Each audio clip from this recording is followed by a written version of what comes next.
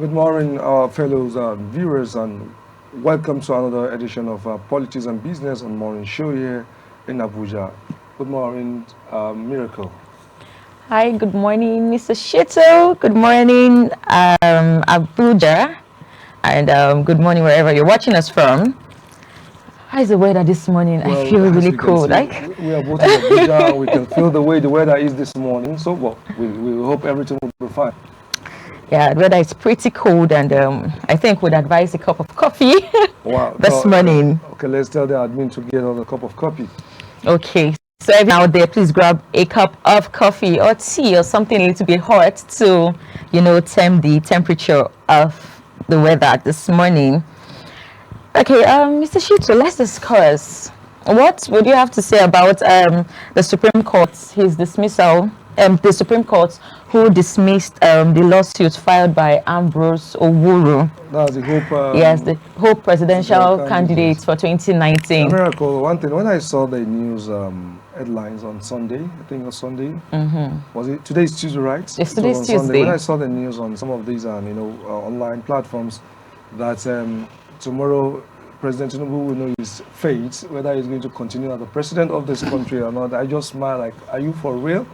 Oh, you guys should just wake up for your, from your dream, because it can never happen. Well, even before I go deep into the news content or the stories, I was like, words for words, like, is this something against the law or what? So when I later discovered it was a political party candidate that filed a suit against whatever he said. But fine, we later saw what happened. Telling a sitting president, not that maybe something after 2 years going to, we are even preparing for the next election. So, well, but law, nobody's above the law. So exactly, we could see all what happened yesterday. So I think let's be serious for once in our democracy. I think I will give it to him for his confidence to actually file such case, the removal of the president. Let's be serious in our democracy. It's a very funny, it's a very funny thing saying that after, as we're about planning or preparing for next, it can happen maybe in a gubernatorial level. Not presidential, yes. No, I'm sorry, I don't think that's, will happen anyway. And then the courts fined him a bill of 5 million naira. At some point, I'm like, you mean the person that took the president? Yes, he was found a bill of 5 million. We have to be very serious. At some point, I'm like, Oga, probably you'd have just calmed down, because he doesn't know, but we just believe that the right things to be done in our country. And then in addition to the 5 million penalty, the Supreme Court has also instructed the registry to reject any form of frivolous originating summon from him. So right now, he doesn't have the right to summon the courts for any other case. Well, I think when the case got to the level of Supreme Court, that's the apex court of our law in this country. Well, whatever the Supreme says, the final decision. You don't have any other rights. The only thing you can be doing, maybe you should be murmuring inside the corner of your room or anywhere in your offices. So whatever you want to say, you're just saying it. It's hold no water anywhere in the world. So that's just it. So whether the Supreme Court gives him warning or whatever you want to target to, well, I think there's nothing to be done regarding to that when it gets to our Supreme Court's level. All right, Mr. Shito, this is quite an interesting one, because Nigerians have been waiting for the budget, the 2025 budget. Exactly. And then His Excellency, that the President has indicated his intention to bring the 2025 budget proposal this morning, or rather today. What do you think are the expectations of Nigerians? Well, like I said, see, let's begin our seriousness from somewhere. It's not only when we want to elect a president or governor or senator that we start, doing that. No, I'm going to take this. I'm not going to vote for this. I'm not going to vote for that. I'm voting for this, my candidate. See, every process and governance is very important. Sure. This is one of the most important aspects of process in good governance, because you are bringing a budget that's me and you and everybody out there we're going to bank on, like, okay, this is what is coming to our health ministry. This is what is coming to our educational sector. This is what is coming to our security section, and agriculture, and many of that. So now, I think for me, well, kudos. I heard in the budget he proposed 47 trillion or thereabouts. See, Nigerians should know there should be an open section for this. That is one of the things I want our leaders to know, that if you are bringing such budgets, I think this is going to be the one of the highest proposed budget so far. Although yes, every year it keep increasing based on what is going on in our society. But the only thing I want to call on government and people in power, that see, please, when issue like this want to come up, when something critical and a step or one of the root of good governance want to come up like this, let our leaders open our door for opinions as the presentation is going on. Let people, maybe you have a station in the northwest, you have a station in the north central, you have a station in the northeast, you have a station in the south, you have a station in the southwest, and in all the 6 geopolitical zones, by giving a feedback immediately as the president is presenting, no, this is what we lack in our region. It's not included in this year budget. Let the president take it back and his team take it back before they will have a final assent on the budget. I think this is one of the advices that I'm going to give to our leaders. All right. So Mr. Shito has advised our leaders. Of course, that's the reason why we're here. All right. So we'll be diving into the main case or topic for today. And students, alumni reject renaming of the University of Abuja. We'll be going on a very short break, and when we come back, we will dive into this topic. It's quite an interesting one, but we will want to open what we have in our bag. So be with us.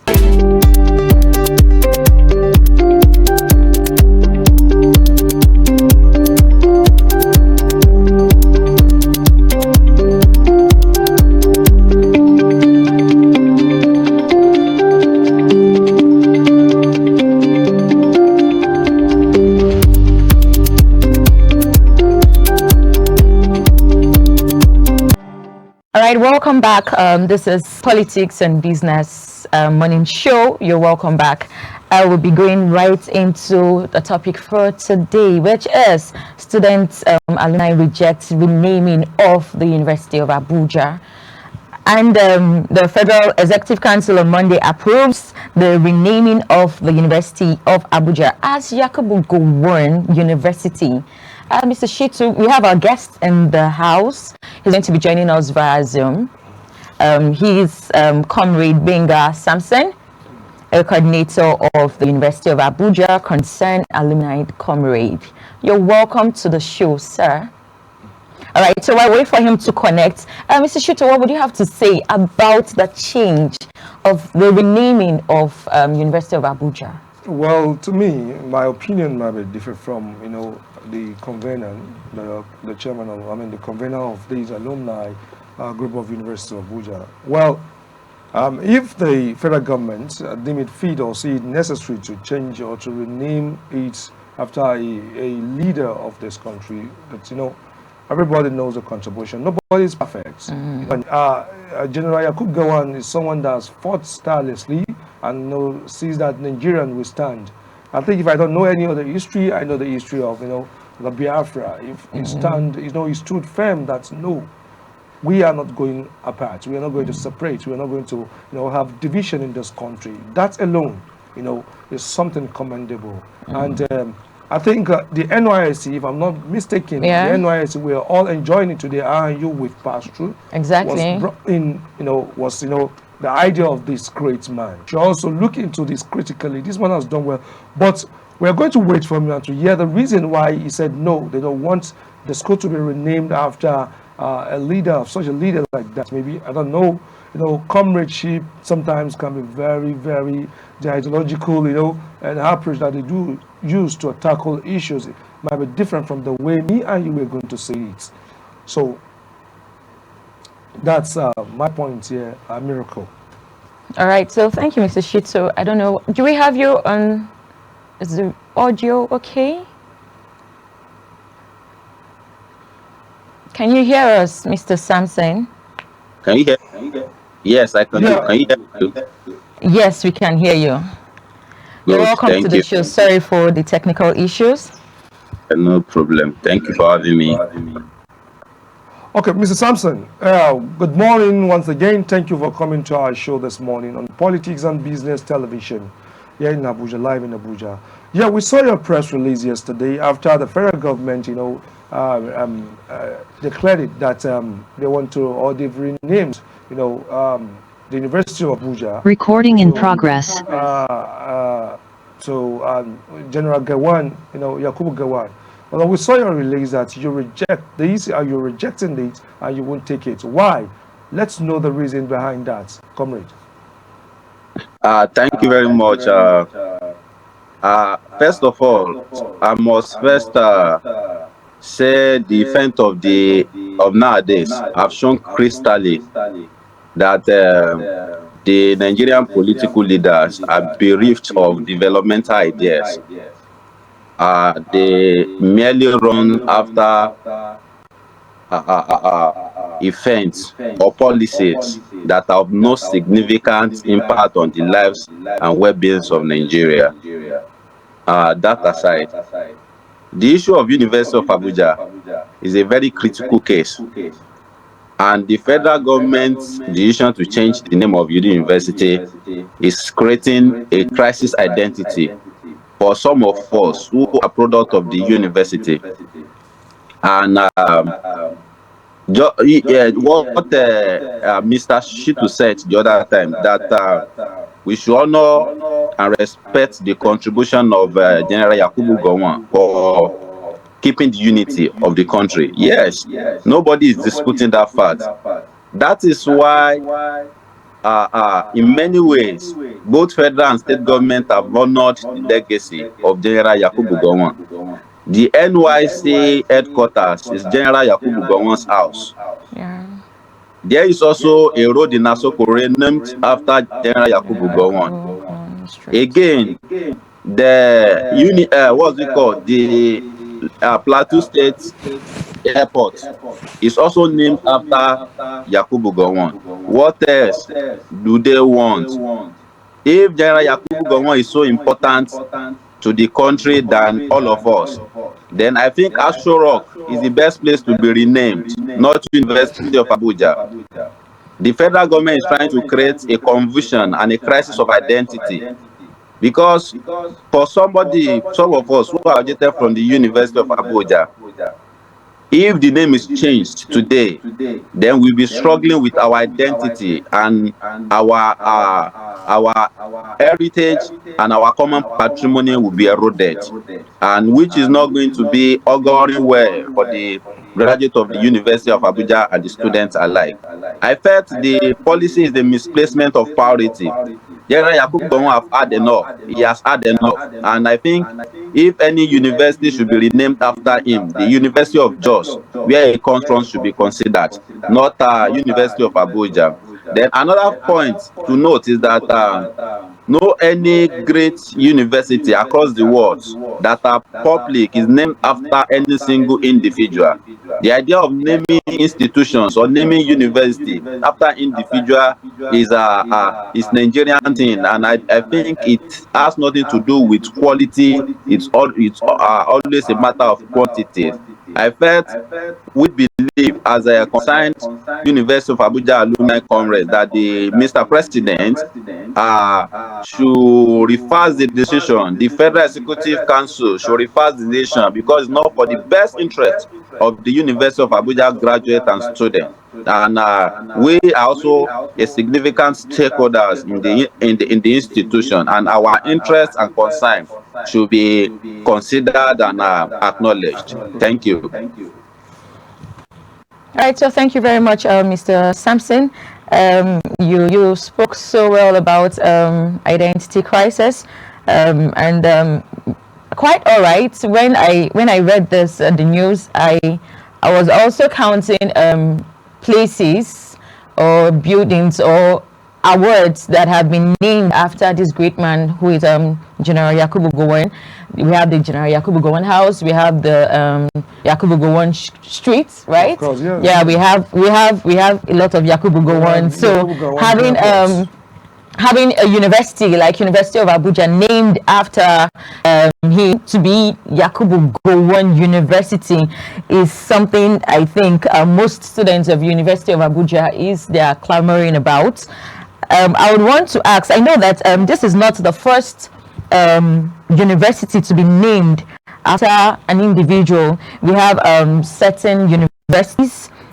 From my research, we know that Alex Ekwueme Federal University, Ebonyi State, formerly known as the Federal University Ufudo Ukwe, Ebonyi State. It was renamed in honor of late Alex Ekwueme in 2018. And we also know that King David Unwaize Umahi, University of Medical Science, Uburu, renamed the university federal government after the federal government took over the university, so it was renamed. We know that Obafemi Awolowo University, formerly known as the University of Ife, yes, in 1987 was also renamed. We have Senator Abiola Ajimobi First Technical University Ibadan, formerly known as the First Technical University Ibadan. When I saw this name, I was literally laughing. Well, Comrade has those points in on his own. The reason why they want to reject that vehemently, that's no, we won't take that. Like I said earlier, comradeship belief or ideology is like, no, these politicians want to take advantages of us and blah blah blah, stuff like this. Yes, I never even that he heard me when I was saying, the people behind it lack the history of what this great man has done, and thank God he also identified that. Also trying to say that, okay, fine, if at all, I think he believes that General Yakubu Gowon has had it enough. We have General Yakubu Gowon Way. We have the NYC House. Yes, we have Yakubu House. The Plateau Airport. That's the Jos Airport was named. To me, like I said earlier, I still stand on my points. I don't see nothing. I see nothing wrong in naming the University of Abuja on behalf of General Yakubu. But like you said, he's an alumni of that university. He has but despite the fact he finished from there, it's our property. He is his property. He is my property. He is your property. It's everyone's property because it's a federal university. And also you're mentioning, several universities renamed or named after prominent people or leaders of this country, like the Ajimobi. Ajimobi is a private, is a state owned university. It's not a federal university, but we're talking a state can decide to do whatever they want to do in that regard. But Samson, let me quickly ask you this question. You believe with me, that the contributions both on economy, infrastructure, and the growth and the unity of this country, we all agree that General Yakubu Gowon has done a great one in those aspects. Are you still not convinced that the university should be renamed after this great man, despite all what he has put in place, despite his contributions and and a statement that he is at the moment? I'm still not convinced. You should look beyond recognition of what he said earlier. You should look beyond that. Samson, can you hear me, please? Yes, I feel that I want to believe that there are other ways to award or appreciate General Yakubu Gowon. He has been appreciated in different ways, and taking up University of Abuja, that has been long existence, to just change the name. Imagine waking up and you're like, hey, hi, good afternoon, what university did you graduate from? I am like, oh, I graduated from the University of Abuja. And like, or probably you're telling this generation, let me say this generation, like children that just been given birth to when they grow up, and you're telling them, the Gen Z, and you're telling them, I graduated from University of Abuja, and they're like, Dad, I don't understand. Because this, I would want to say that the renaming, it's majorly on paper, just like the University of Lagos. How many people will call it the MKU? Yeah. How many persons calls that MKU? you will still hear people say, oh, University of Lagos, University of Lagos, this, University of Lagos, because that is the name that it has been known for. It has been in existence. So just waking up and changing the name of your university that has been in existence, it's really, I would agree with Mr. Sampson, it's really identity crisis, because a lot of identity crisis for us. But then if Mr. Sampson is with us, I want to ask, what are the potential consequences, if he sees any, about the renaming of this university? Aside the identity crisis you made mention of, what are the potential consequences of the renaming? Because we know that there are other universities that have been renamed. Some are just on paper, while some actually have been renamed. So what do you think are the potential consequences of this action? We can hear you now. Please go on. Oh, okay. Thank you. I want to believe NYC is a bigger and better platform than the University of Abuja. If NYC, anybody that passes through university all over the country, they have to go through the NYC before they can be certified as a graduate. If NYC headquarters is named after Yakubu Gowon, why chasing University of Abuja again? Then again, one thing we must also recognize that General Yakubu Gowon was a military head of state, and he is known for his contribution to the civil war and for the unity of the country. I felt if any other thing would be renamed, it should probably be Nigeria Defense Academy or Nigeria War College, not University of Abuja, because I don't think there is any correlation between University of Abuja and General Yakubu Gowon. University of Abuja is one of the major things that has set University of Abuja, that has set the indigenous people of Abuja on the radar and on the platform. So renaming University of Abuja to us is same as a misplacement of priority. The federal government should be more concerned about meeting the UNESCO demand or budget for education. In 2024, the last hello? Yes, we can hear you. Please go on.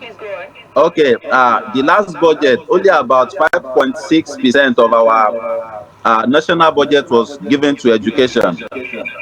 That seems more of a bigger problem than renaming university. When I'm talking about the identity crisis, University of Abuja has produced thousands, hundreds of thousands graduates over the years since 1989 that the university was created.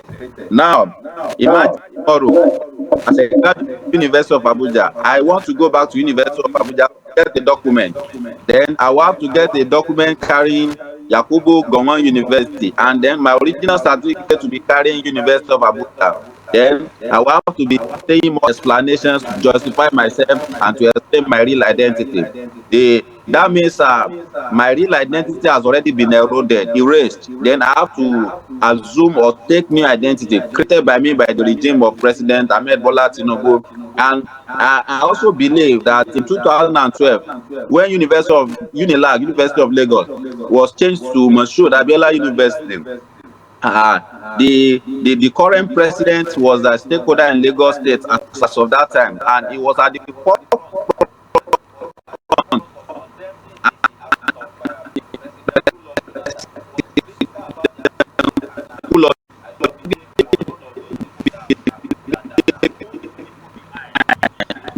to initiate what process and also go to the street to protest against the changing of the name. And if such a person will now come today and say University of Abuja should be changed to Yakubu Gowon University in honor of the general's contribution to the national unity, I felt that is hypocritical and double standard, because what he couldn't take is giving it to us. And as University of Abuja graduates and alumni, we are going to use any legal means and even civil means to make sure that we drive home our point, because we will not sit by while few persons sit over there without any consultation, without considering our interests as a part of the stakeholders, and felt they can just decide and make and change our common patrimony and collective consanguinity, which is University of Abuja. So we will use any available legal means to drive home our point, to make sure that we are not being given a situation that will lead to identity crisis and erode our collective patrimony as a graduate of the University of Abuja. Thank you. Well, Mr. Sampson, I know you to be a very good student of history. Based on what you just said now, that during the President Jonathan regime, when the University of Lagos was renamed after our late Mashood Abiola, and this current president of the Republic of Nigeria was a person who also, stood against that decision. Well, I'm not here, but I agree with you on that fact. But like my colleague said, aside the identity crisis that you also mentioned, is there any other,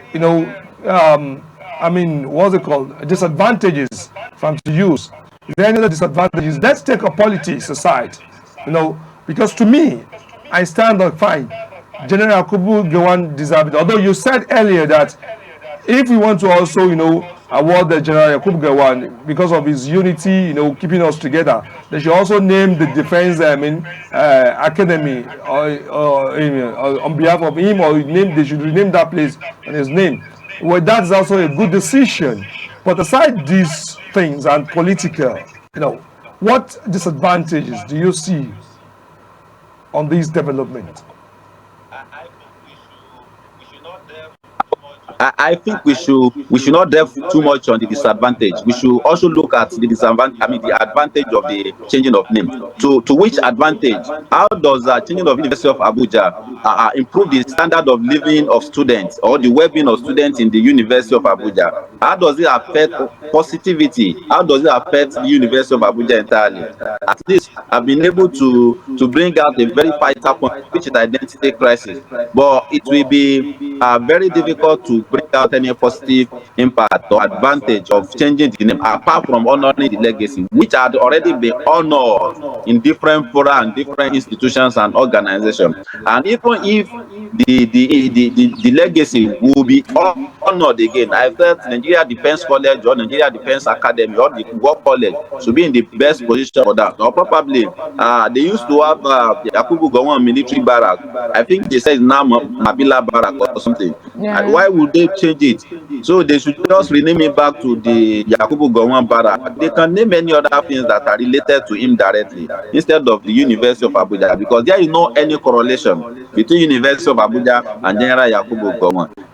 We felt strongly that a misplacement of priority, and the federal government should be more focused on increasing the funding to education. The Nigerian education is already in shambles. The education is not enough. The infrastructures are not enough to accommodate a number of students who are willing to go into the higher institutions. Then the allocation is also a meager to surface the welfare of the lecturers and different stakeholders within the institutions.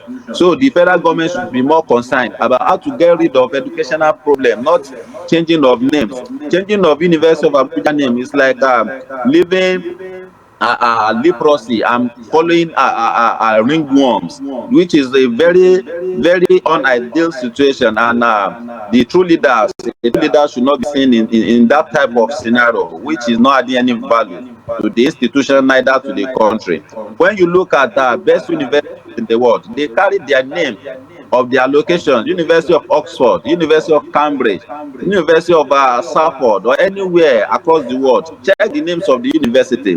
They are not named after any single individual, regardless of their contribution. They also have heroes in their country. If you see any university university that is among the top 1,000 named after any single individual across the world. It must be a private university owned by an individual. So the individual, like John Hopkins University, he named the university after himself. Then that's a welcome advantage. If General Yakubu Gowon so much likes to be named after university, he should create a one by himself. He has everything it takes to create a university, not using what seems to be some people's identity to be playing political prank, which is not going well for any stakeholders within the university system.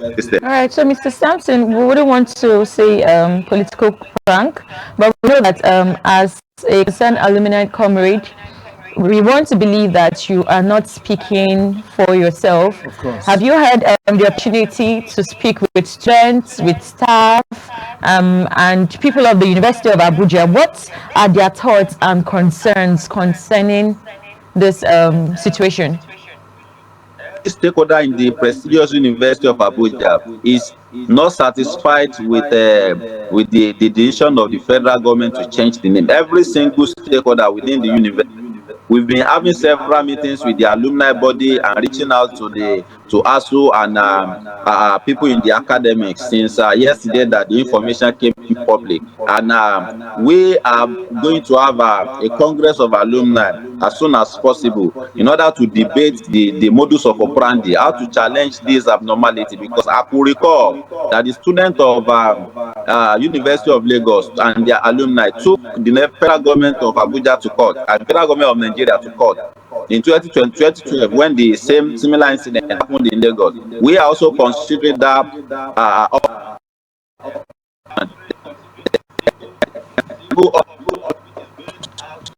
which is going out to the street.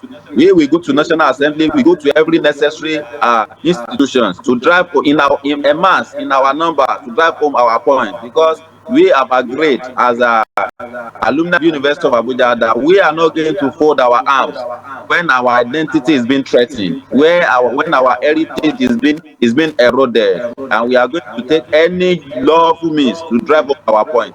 Thank you. Okay. Mr. Sampson has said a lot, and by giving us evidences and facts, something what exactly happened in Lagos when the then government, also decided to rename Lagos State University name of Moshood Abiola, and also saying the same thing. So, and with a lot of evidences that he has brought in the developed countries, that it's not as if they don't have their own heroes too, but they will never name an institution that is owned by the public on behalf of one names or about the hero names. They have to do it based on the location where the university is cited. To me, he has a point, and let's see what will happen in a couple of days. Like I said, they are going to have their own congresses and to see the memorandum they are going to bring out, and let's see how it goes. All right, well, we'll be here, and whatever comes up, we would always inform you, our viewers, whatever the situation would be.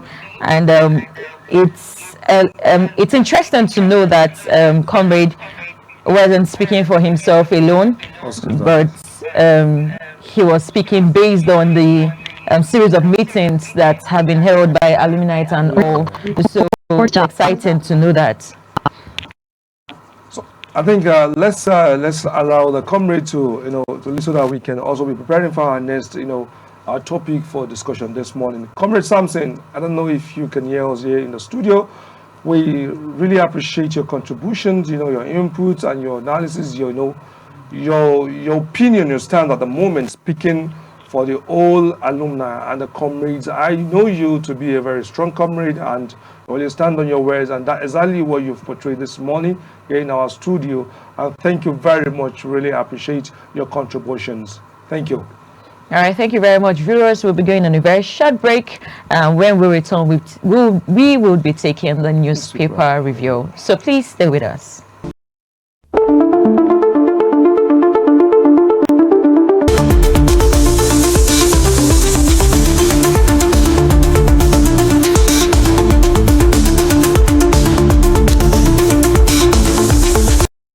All right, welcome back to Politics and Business TV. This is still the morning show, and then we'll be taking the newspaper review for today. Mr. Shito, thank you very much. Let's see what we have on our dailies this morning.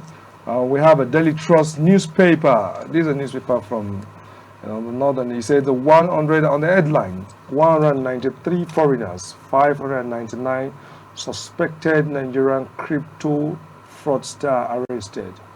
Well, that's it's coming from the crime report. That's EFCC. 193 foreigners, 599 suspected Nigerian crypto fraudster arrested. Miracle, what would you say to this? If before we go there, look at something. We know we are in the festive period. On same Daily Trust, we have high food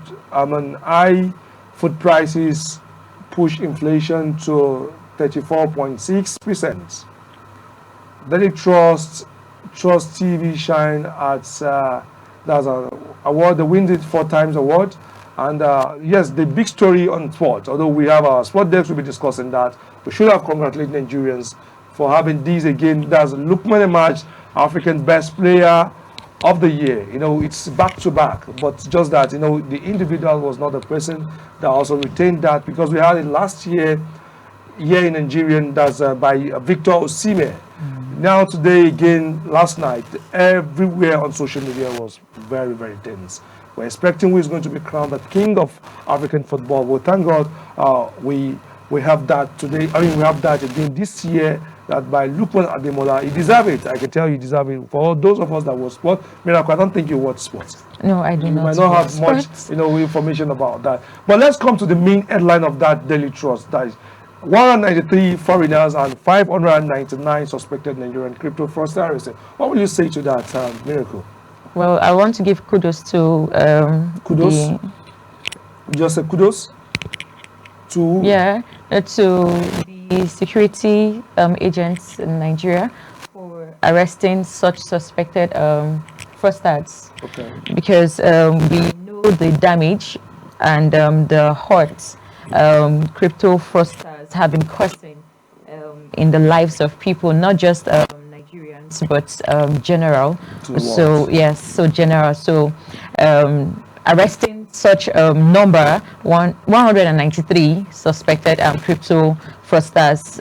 Yeah, that's why I want to give them that kudos for such acts. Well, to me, yes, it's a very good thing, and like you said, it's a commendable, act by the economic financial crime. That's the EFCC. I think that's their jurisdiction. That's their job.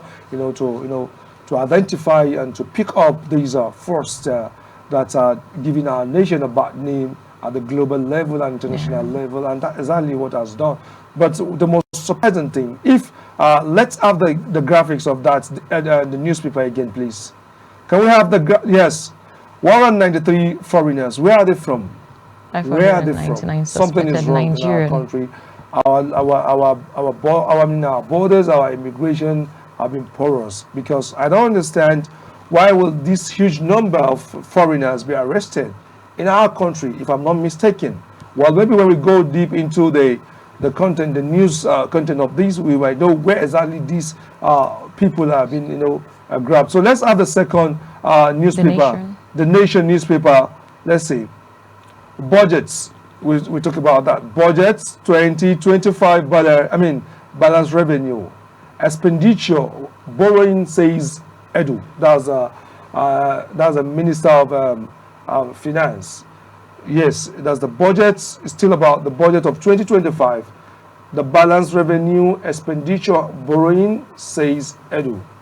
And also, then yes, we have trade union students got 124 CNG buses, says agency. That's the trade union says that the students got 124 CNG bus. That's they are not going to use the fuel on that buses anymore. Still on this crypto fraud, EFCC arrested 148. Yes, the nation has tell us which of the foreigners is the Chinese. 148 Chinese fraudsters, yes, have been arrested by the EFCC as well. That's by the Nation newspaper. Tinubu okays. That's I don't know. Can you help me out? Okay, so let's talk about the budget. Like we said earlier, The budgets, the president is going to present the budget this morning. Miracle. Yes, what are you expecting says, from that? Budget will be presented by 11 this morning. Budget 2025 balances revenue, expenditure, borrowing, says June. Yes. So everyone, our fingers are crossed to see and to know what are you the expecting? content. My fingers are crossed, Mr. Shitsu. Okay, fine. My fingers are crossed. We want to expect, and I am expecting that they would have the interest of Nigeria at heart. Let's hope so. Let's hope what so. they are doing regarding the budget. Can we have the next? That's blueprint, right? Still on the budgets. I know that's what most of the newspaper dailies we are going to talk about. 2025 appropriation bill jumps to 47.9 trillion. Last year it was 27.5 trillion. And that last year budget was presented by was it the same president or President Muhammadu Buhari? 2023 budgets, no. Okay, it was it was presented by the last, this same government. So from 27.5 trillion to 47.9 trillion. Is that not huge? That is huge. That is overwhelming. This is too much. And knowing that Nigeria is highly indebted, knowing that Nigeria still has a lot to pay, and we are still borrowing. Having a budget of 47.9 trillion naira is quite alarming. But we'll just move over to the next story. Okay, let's have the next daily, please. The newspaper. Okay, Vanguard. We have Vanguard newspaper. Nigerians risk cancer over the use of bromates. I think bromate is not that they used to preserve the loaf, that bread and sort of thing. Am I right? Yes, pastries. Yes, that's researchers. Said by that's the headline on Vanguard newspaper is talking about the health risk. Yeah, I think either NAFGAT, but this is said by researchers. It's not NAFDAC, it's researchers. The news, the headline is attributed to researchers. Well, like they do say, is that consumption of too much of things it's not even necessarily loaf of bread or bromate. Even water that they say is very good. Consuming much is not good for the body. So not to even talk of things, like I do say in my family, I do like, let's have a little bit of consumption of this loaf and the bread. Things like this. All these things they use preservation on that. So please. I know Nigerians, let's take note. Our researchers have said that it's highly risk for us to be consuming things that they use bromate to preserve. So let's have the next newspaper, please. The Vanguard. We have Punch newspaper at the Punch. Fake orders final adjustment as Tinubu presents Wednesday. Well, still on the 2025 budget. Most of our newspaper dailies today, a miracle, are going to be talking about the budget. You see, me, I don't have issue. My whole point here is that, yes, we've been having it in the past, presenting budgets here and there. But do this budget really have any impact on Nigerians? On that woman selling corn on the streets? On that man, innocent man, pushing truck on the streets? So this is what I'm expecting from our government. Because I can tell you, people, Nigerian is not smiling. We're in December now. We know what things are saying in the market. When you go to the market now, go and price rice, go and price groundnut oils and things, vegetables and things. You'll be shocked. If you're not bold and you're not buoyant enough, I'm telling you that you might not even have anything to buy. So please, we are begging. The budget, fine, it's a good one. It's constitutional. We've been expecting this, And tell me, what time do we even have time to even cross-check, to check this properly the way it's supposed to be? We have less than 2 weeks to round up this year, and we are presenting a budget of a country, Nigerian of a country. Well, Nigerian, our leaders, you can do better.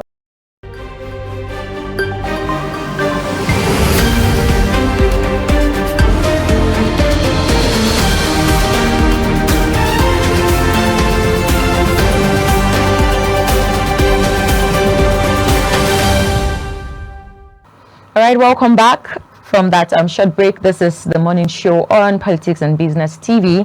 I am still your host, Miracle Obi.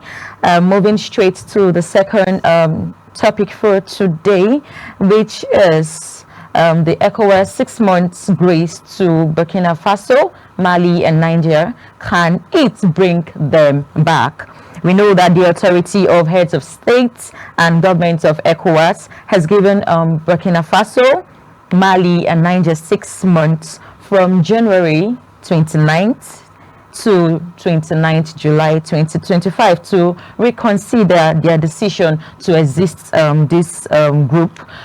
To do justice to this topic, we have our guest online. He's joining us online. He's no other person than Dr. Lakunle Oluwaseun Ibrahim, a lecturer of the University of Abuja. You are welcome to the show this morning, sir.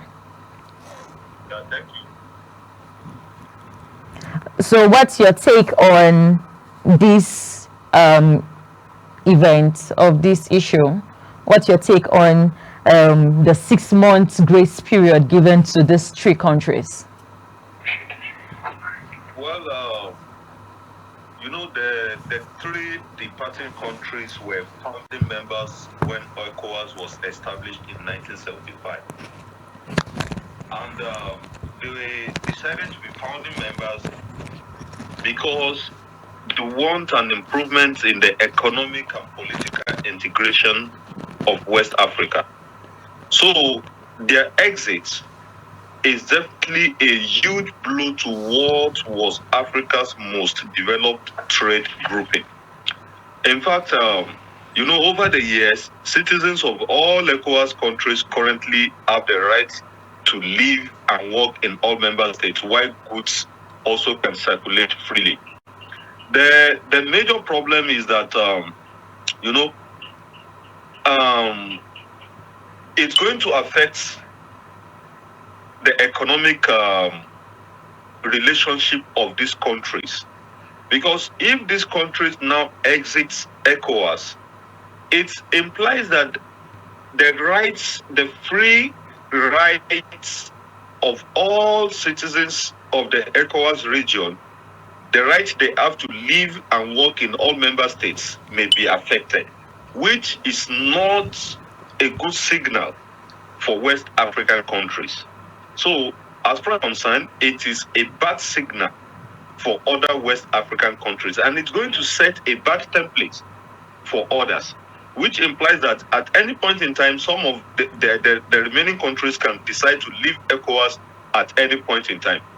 But it's going to have significant impact on the economic and political integration of West African countries. Okay, Dr. Lakunle, yeah, you said it, and you know we believe that you have more information about this. But my question to you, Dr. Lakunle, as a security expert, that of what security challenges do you see to these developments from the African? It's definitely going to pose a serious security challenge because, for instance, fighting Boko Haram in Nigeria has been on since 2009.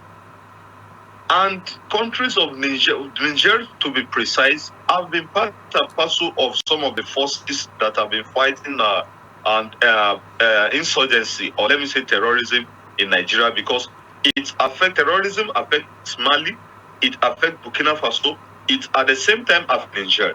And over the years, there have been a kind of combined effort between Nigeria and its neighbors to fight some of these issues. So by the time they opt out of some of these security fights, then it's definitely going to pose a huge threat and is a big blow to Nigeria as a country. Well, because you know, like you said earlier, my major concern since I saw this on this news broke out is exactly 2 things: the economic, implications and the security implication as well. So, if you're talking from the security aspect, you know, because yes, as a brotherhood, every nation, every country needs each other. For those who are in the northern parts of this country, like talking about Kastina, talking about Zamfara, talking about Kano, these are people that share borders with Niger Republic and Mali, and we have a lot of them. If you've ever been to the northern part of this country, we have a lot of them in Kano. We have doing businesses, and even we have some of our leaders, some of our people that they are also doing business. Now they want to exit, or should I say they've already done that, from ECOWAS that binds all West African countries together. I can remember sometime last year when this crisis wanted to start, when the likes of Mali and Burkina Faso, there was this coup that happened in their country when our President Bola Ahmed Tinubu was sending a threat message to them that he gives them some period of time to definitely go back to democracy. They sent a strong message back to our president that, see, don't dare us. You have no any right to tell us how to to coordinate or to operate our country. Like you said, I know you've said it earlier. Are you not seeing more threats to other African countries? Or even before now, is there any kind of relationship, a genuine one? Let me use the word genuine one among these ECOWAS brothers. Because if there is, or there was, I can remember Gaddafi during his time, he wanted to make sure that Africans have one currency. It's not working. A lot of things that Muammar Gaddafi of Libya then proposed to African country at large is not working. Why must we still, depending on westernization? Why are we still being imperialized by most of this westernization? I think because that was one of the reasons what the leader of Libya, the leader of what's it called, Burkina Faso, the leader of Mali, and the leader of Sudan. These are what they are saying, that see, enough of all this colonization. Indirectly, we don't want this again. And in fact, I don't think Nigeria is ready, because I'm sorry, I'm not deviating. We also had, even though there's no single official statement toward that our president wants to also invite a French-based military to our country. This is not a threat and not a setback to our country. With regarding what I said earlier, was there any genuine, sincere relationship in this brotherhood, Doctor? Well, imperialism is the highest stage of capitalism. Sure. And yes, imperialism is the highest stage of capitalism. And whether we like it or not, African countries are still being colonized in a new manner, which we call new colonialism. As far as we're concerned in Africa generally, we are still indirectly being colonized by the West. Most of our policies reflect their thoughts. Most of our policies reflect their contributions, and most of our policies reflect their way of life and pattern of behavior. When ECOWAS leaders met on Sunday, what they said was they still respect the three Sahel countries' decision to leave, but over the months they've offered a transitional period of 6 months. And the reality and the beauty of it is that within the period of, let's say, between January and July of 2025, the three countries can be readmitted to the bloc should they decide to join the community. That's what the ECOWAS communique, pointed out. But what is also mostly important is that ECOWAS as a regional organization does not want these countries to exit. And that is why in the meantime, there are negotiations being led by Senegal's president Bassirou Diomaye Faye and Togo's foreigner Singbe Eyadema. So they said this negotiation is definitely going to continue. But so far so good. The military juntas have refused to remain in the bloc despite efforts to persuade them. In fact, after a ministerial level meeting on Friday in Niger's capital, Niamey, the three states said in a joint statement their decision was irreversible. And like I pointed out earlier on, their withdrawal would be a major blow to regional unity and efforts to boost economic and security cooperation. We cannot escape this. So at the opening of the summit, ECOWAS Commission head Omar Touare said their impending exit was disheartening, but they want to commend the ongoing mediation efforts, which implies that there is still room for these countries to revisit their decision with their planned departure, because the the ECOWAS bloc, is going to lose about 76 million of its 446 million people, and more than half of its total geographical land area. So it's sad. It's sad. So their statements was seen as a signal to ECOWAS leaders that Burkina Faso, Mali, Niger want to maintain a good relationship despite quitting the bloc. They still want to identify with, Western Africa, because they gave notice to ECOWAS in January 2023 that they will withdraw in a year. So they have been able to meet the timeline set by bloc for states that have decided to leave. So we can't escape it, because the relationship between the bloc and the three countries will be a tense one. In fact, it has been a tense one, because after the military coup took place in Niger in July, Burkina Faso in 2022, and Mali in 2020, ECOWAS rose up immediately and condemned the coup. And they went ahead to suspend their membership, hoping they will restore civilian rule. But between now and then, the civilian rule has not been restored.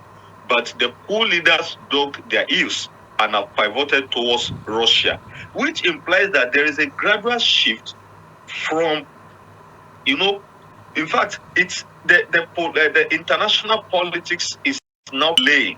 They are now playing international politics, because if you examine those three countries, they have shifted their loyalty towards Russia, and they have accused ECOWAS of being too close to Western powers. And this is increasingly relying on Russia to fight armed jihadists who are waging an insurgency in the region. So whether we like it or not, it's going to have a massive impact. Imagine losing 76 million people in about 400 and something million people. So it's practically not funny. So they have to find something to do about it. They need to continue the negotiation. They need to continue the persuasion to see if these countries will still remain part of ECOWAS, because the bloc, which is ECOWAS, is going to lose more than half of its total geographical land. So if this is going to happen to you, and you are to lose half of your total geographical land area, then something is definitely wrong somewhere. And something must be done internationally. All right, thank you very much, sir. Thank you very much, Doctor. Thank you for giving us a background on the decision, a background information on the decision made by the three countries and made by ECOWAS. We are grateful for this decision, and we are sure that our viewers out there are also grateful for this information. And we know that all efforts to dissuade the three countries from leaving thus far has not yielded a positive result. And then we, according to what you have said, we hope that they are able to bring them back within this 6 months grace period. But then I want to ask, sir, are there any potential, because we know that decisions like this does not have, it always have its positive and negative impact, and then it's always two-sided, it's not one-sided. So we know that certainly, just as you have mentioned, that 76 million people would be losing from the geographical graph, and this is one part that you have mentioned. But then I also want to ask, are there potential consequences for these three countries if they fail to reconsider their decisions within the 6 months? We know that there are consequences for ECOWAS, for Nigerians, and for the world in at large. But then on their own part, do you think that they are potential consequences for these three countries if they refuse to reconsider their decisions? Well, there are potential consequences, and the major potential consequence is on their economy, because Nigeria is more or less like a big brother to these countries we refer to, Mali, Niger, and Burkina Faso. Nigeria is like a big brother. So you imagine you taking the decision to cut your big brothers off. It implies that you are going to, at the meantime, be struggling to put things in order. You know, these countries have reasons. They have valid reasons to run away from France and ECOWAS at large, because there has been massive corruption, killing, underdevelopment in those countries despite their natural resources. For example, take Niger for instance. Over 70% of what they use for power generation in France is gotten from Niger, and it is Nigeria that supplies electricity to Niger. How do you feel about this? So these countries, to me, have decided to cut off from ECOWAS because ECOWAS has not been able to do the needful for them in these countries. It's not all about sitting down all the time, wearing agbada, talking and talking and talking and talking and talking, and actions are not being taken. The reality of it is that those three countries are highly impoverished. We have many and millions of poor people in those countries. Therefore, they have every right to take their destiny in their hands. And my major concern is that despite security, there is much security challenges in those countries. I am now beginning to imagine how they are going to cope, building their economy and fighting security issues. The reality is that their leaders know what they want for their people, and we have seen the giant strides. We have seen records of development in the meantime that the military juntas took over. Therefore, in as much as they can run their, I know with time, the democracy, that is very certain. It is certain, it is sure that they cannot remain like that forever. I'm convinced that in the meantime, they will go back to democratic government. But the reality is that other Western countries risk being tarred with the same neocolonial brush unless they reform their national institutions to reflect African concerns. It is because most of these Western countries do not have institutions that reflect African concerns. Man, they say, is a product of its environment. So most of the policies from the Western world do not in any way reflect African concerns. And these countries are affected. So they need to expedite the changes necessary to ensure that the multilateral system works for the benefit of small poor countries. But if I want to interject, Doctor, I would want to ask, what steps do you think the three countries should take to address the concerns raised by this ECOWAS? Since you made mention of their concerns, what steps do you think they should take? They have taken the first step by taking their own destiny into their hand. Okay. That's the first thing. Yes, that's the first thing they did. And if you examine these countries very well, they have been a bit peaceful since those guys took over. The countries have been a bit peaceful since those guys took over. So it is very important for them to map out their plans, which I know they are doing. And they can also not survive without having economic connection, political ties with other countries of the world. Because no man lives in isolation. So they can't live in isolation. And whether we like it or not, they will always see Nigeria as their big brother. They will seek for help where necessary. But what I know for sure is that in the meantime, and very soon, they will return back to democracy. Okay, Doctor, let me quickly ask before we round up this section for today.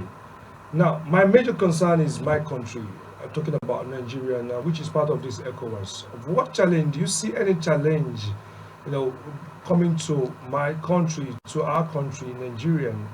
And is there any signal that is given to the people of this country that our leaders should start working on before it's too late? Yes, our leaders have to sit up, because one of these three countries decide to exit is because regional bodies like ECOWAS have not been able to help them. Because in this case, for example, ECOWAS and African Union face a dilemma. Is it that they will stick to their principles and exclude states that have experienced unconstitutional changes of government until they re-establish government accountable to their citizens? Or are they going to compromise their principles to preserve at least a nominal unity and allow authoritarian governments back into the club? So we have seen reconciliation efforts by Togo through its Peace and Security Forum in Lome last November. And by Nigerian Islamic leaders. We saw people like Sultan of Sokoto, trying to let them see reasons they should stay. And it is announcement is a bargaining chip to get more lenient terms for their reintegration into ECOWAS. Maybe it's a kind of international politics. They are trying to be asked on ECOWAS so that ECOWAS can in turn come up with more lenient terms for their reintegration into ECOWAS. So the major problem Nigeria is going to have with this is on security. And what exactly lies behind the military regime's announcements? Because regime survival has become their overriding objective in those countries.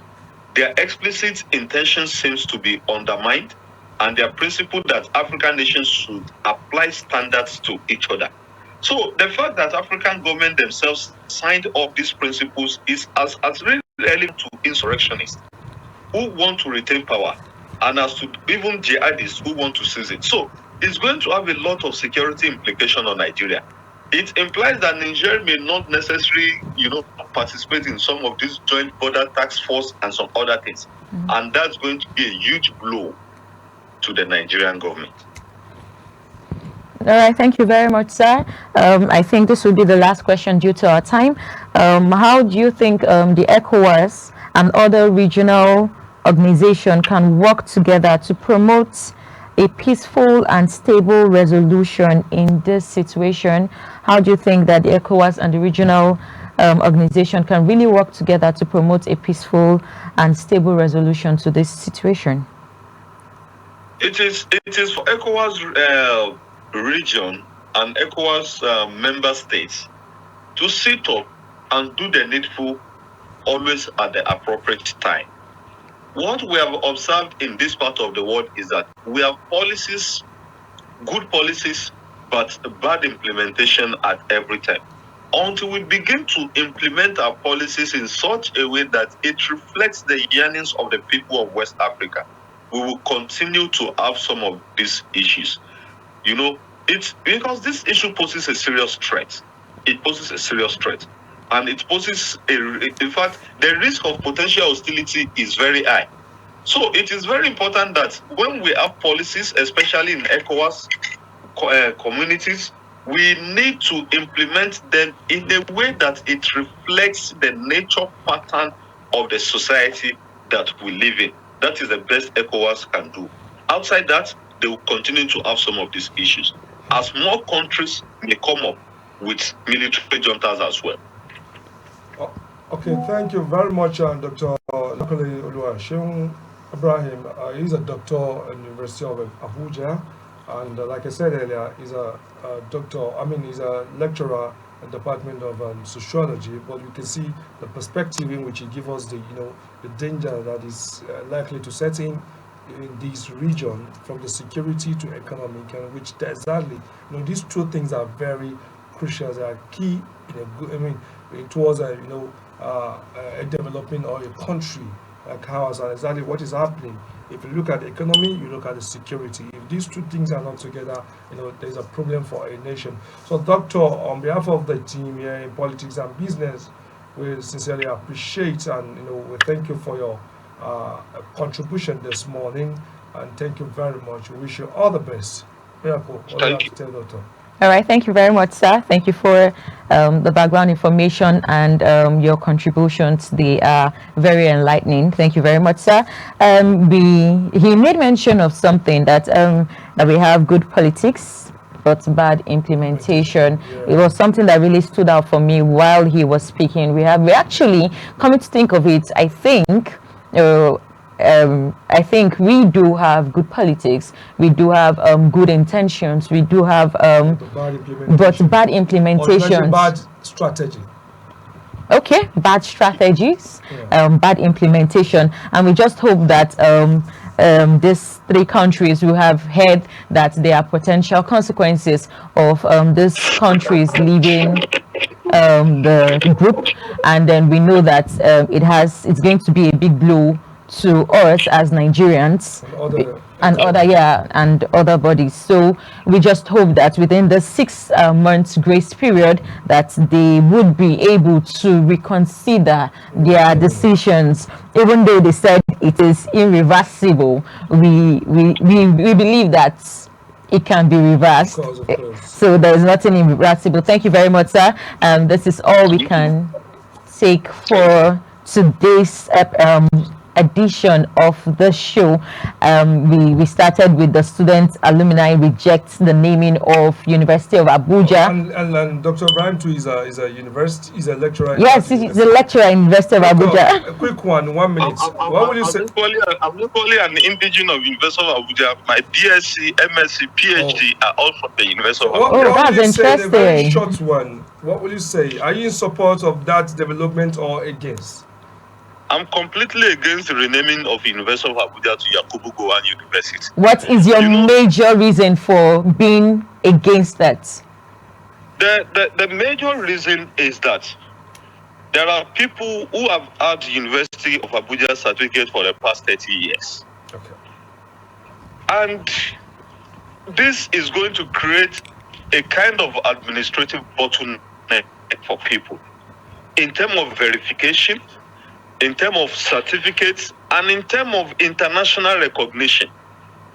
Now you will have to go back, revisit certain things. Changing of name is not something that is that easy. It is not. It is not. So it is, we have better issues to solve in this country than renaming of university. As far as some of us are concerned, we are going to fight this till the end. We don't even want to hear the name being changed to anything.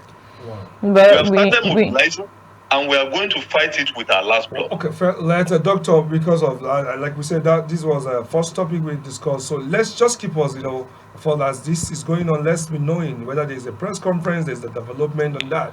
So that at least we should also let our viewers and Nigerians to know the stands of the alumni and the critical stakeholders involved in this decision, this development. So thank you very much, Doctor. We say good morning to you once again. Thank you. Thank you very much. Miracle.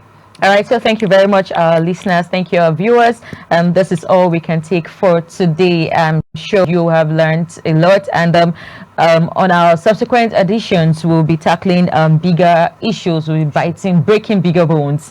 Thank you very much. Mr. Shittu, is there anything you want to say to just wrap up the show? Well, let me just quickly say something to the two topics. Well, the first guest has done justice, to that topic by saying their stance on it. Like, fine, if you want to, appreciate or to say, yes, you've done well. There are ways in which, and moreover, the person in question, the subject matters, has already been seen everywhere. General Yakubu Gowon House, there's NYSC, General Yakubu Gowon ways, and So why coming to this? And he said there's identity problems. No, we can't be going back and saying that University of General Yakubu Gowon or University of Yakubu Gowon.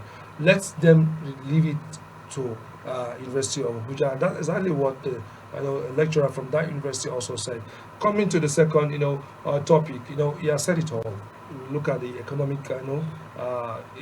implications, and also the security, which is the major issue that is fighting that region.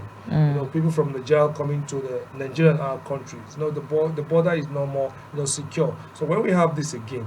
But he said something before we go. He said that since ever these countries took that decision, their country have been stable. All right, thank you very much for staying with us, and this is all that we can take for today's edition. Until the next time we meet tomorrow, please continue to subscribe and follow us on all our social media platforms. And this is B During the Curtains. Miracle Ubi signing off.